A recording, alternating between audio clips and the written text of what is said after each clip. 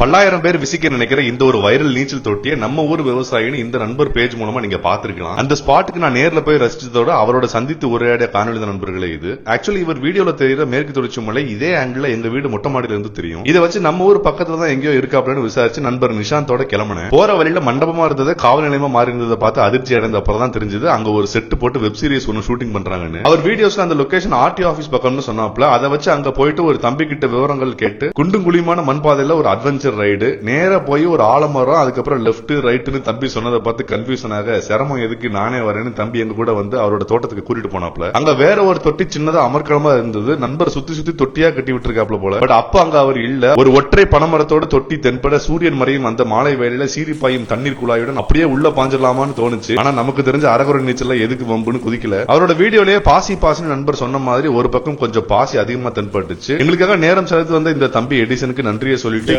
நீங்க கண்டிப்பா கண்டுபிடிச்சிருக்க சான்ஸ் நினைக்கிறேன். ரொம்ப தேங்க்ஸ்.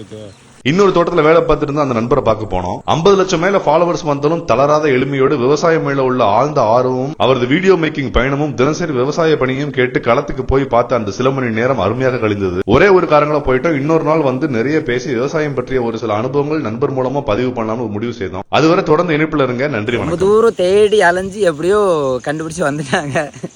எப்படின்னா இருக்கு நம்ம தோட்டம்? ரொம்ப சூப்பரா இருக்கு. நிஜமாவே அவ்வளவு தூரம் தேடி வந்ததுக்கு ஒருத்துங்கிற மாதிரி தான் இருக்கு. அது இல்லாம உங்களுடைய பயணம் வந்து நிஜமாவே பிரமிக்க வைக்கிற மாதிரி இருக்கு.